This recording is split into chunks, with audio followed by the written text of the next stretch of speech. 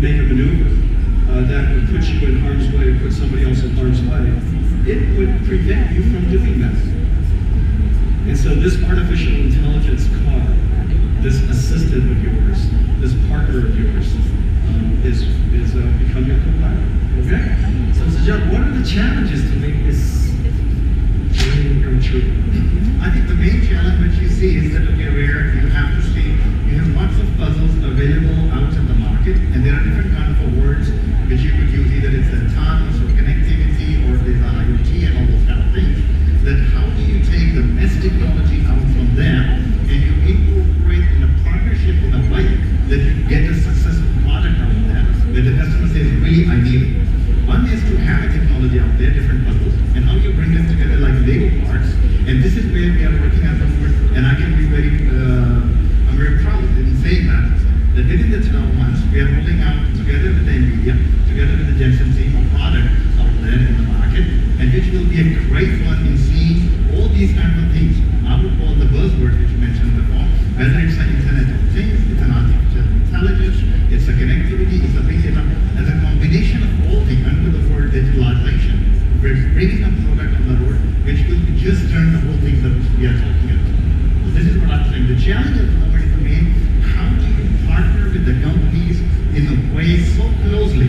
And the team between us and the Jen-Hsun and the Mercedes-Benz team is working so close at the moment that we are able to create a product where the customers will say, wow. You got to think about this, the excitement about this partnership. Mercedes-Benz and NVIDIA sharing this common vision about the AI car. It started 3 years ago. This year, people are talking about AI. At this point, it is very, very clear AI is going to be the future of computing. At this point, it is clear AI is going to revolutionize the future of automobiles. But this is an endeavor that we started 3 years ago, and then we're going to put on the road next year. Unbelievable. I have a real practical question. Pardon my ignorance. So we have a customer, we have a supplier. How do you call Jen-Hsun? That would be the wrong understanding. Okay, sorry. Excuse me. If you go with that one, like that kind of a relation, which maybe the industry was having before, that doesn't work anymore. You've got to put that on the side. It works only when you are partners. Okay. When you are close. Okay, you're partners. I get it. And then you're doing the great project. Here's the reason why. The reason for that is because in order to turn a car into an AI, you can't just buy a box, install it, and it becomes an AI. How does it really work? That's right. What do you tell them you need? I think we have the teams which are sitting very close to each other. We would not say that all the secrets are we are giving in mind, but the fact is our team is very closely located with each other. We have an office in Sunnyvale for that, so we have an engineering team which is working closely with the product and the team from the Jen-Hsun. Jen-Hsun has also the team in Stuttgart with which we are working very closely, and we are working not on such kind of a thing like there is suppliers, such kind of a thing. On every level, on the chip and the software which we are getting, and all those kind of things in a holistic way, the team is like, it's a one project team working together. And one thing I should also tell you, it's not kind of a one feature or one set or one product.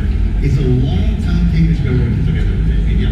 We are in a long frame, in the long run, together with NVIDIA to say, okay, how can we bring the best on the market as a team together? Yes, so John's saying something that's really important. It used to be the case that the way cars are built are system integrated with a lot of functional components. The way that the Mercedes-Benz and Sajjad architected this car, it started out with a computing platform. There's an architecture of the computer. There's the processor of the computer that we're building.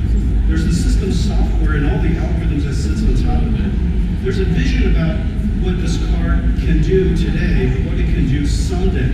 Because as you know very well, a computer evolves and gets better all the time. And that is all about the software development and evolution, and by using artificial intelligence, this car will learn from its experience. It will learn over time and get better and better throughout your entire life of the ownership of the car, which is pretty fantastic. And I think all those kinds of technologies which we are talking about, over the air updates and all those kinds of things. So even if the car will be out in the field, we will still be working together on bringing more and more features, use cases, however you name them, even if the car is not in the street. It was a revolutionary technology for a new car. It was a revolutionary way of designing cars together. And I think the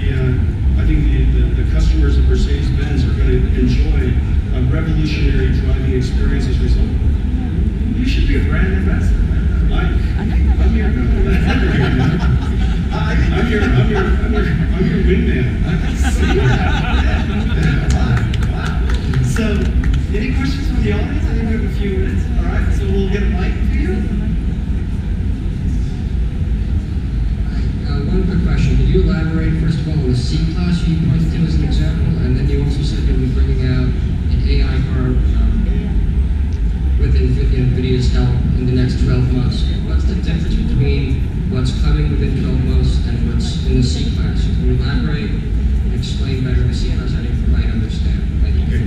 So from the real end use cases, what's coming back within the 12 months, let's keep us surprised when we will announce. We are working on the technology together. This is what's already out there. On the C-Class, which you see at the moment is, there's like three kinds of things. We have a strategy of saying, how can we give one thing which is constant for every human on the earth? That one is 24 hours a day. The only thing which is limited to everyone is, and we are saying, how can we give you 26 hours a day? But what we mean with that one is that how can we give you more prediction, more kind of a use cases in a way that when you leave the office, for example, at 7 p.m., you have a choice. Either you sit another 1 hour in your office and work on your emails, calendars, and all those kinds of things, or you just get into your car, use the best technology in the car, and the so-called, we call it in-car office, while you're driving, that you can work on those things, and by the time you get home in the next 30 to 40 minutes, that you get it done. So what you see over there at the moment in the C-Classes is all kind of prediction is in that, and all kind of in-car office capabilities which we are building in. And again, it would be an incremental approach. We will go step by step, and just wait for a little bit surprise what's coming in the technologies. Oh, wait. 1 second. What might it offer you based on the AI? Like go home, go to Starbucks, what would be offering? That's right. I mean, it's for example, from the AI perspective, what you see at the moment is that if you look at any other cars at the moment out there, you have to, if you like to look for a gas station or something like that, you really have to go inside the menus and all those kind of things. You have to look at the prices, you have to open the apps and all those kind of things. That's what we are now doing. I mean, what we have launched now with the E-Class also at the moment, what you see is that the system tells you when you need decision intelligence. The system tells you based on the current prices out there, what is the best price for you, based on the best distance, and based on your driving behavior, and based on also where you have given the destination. So all those kind of artificial intelligence kind of components which we are building in step by step. These will be the features which we are building for customers. I saw one more question back there. Yeah.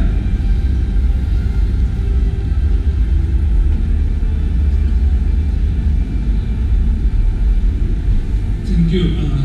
Can I ask you about the computing environment for cabin artificial intelligence and autonomous driving? So, do you put cabin AI capabilities and autonomous driving capabilities run on same computing platform, or do you provide a separate environment for cabin AI and autonomous driving?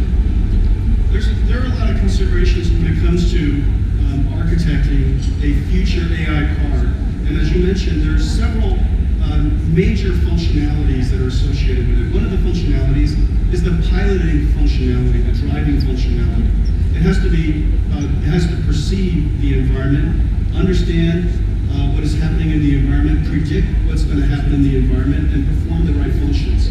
The second major functionality is the in-cabin interaction and support of the driver. We call that a co-pilot. And the third is natural language interactions with the car. So it should recognize your voice, it should speak back to you in a natural and human way, and it should also understand what you mean, not just what you said. And so there are many different ways to turn on the radio, there are many different ways to ask where the next Starbucks is, and so it needs to have natural language understanding. These three functionalities are all very important to the future AI. The architecture of the computer, the first thing you have to do is you have to start with a supercomputer in the car.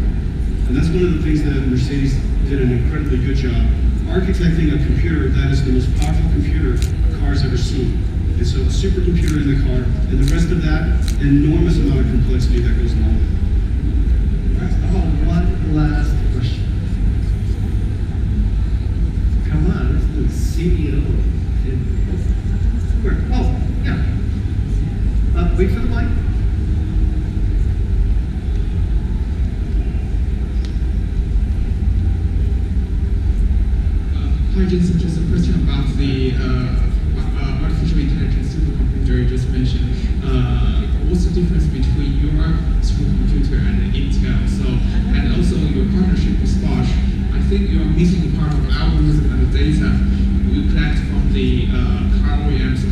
deal with this type of problem?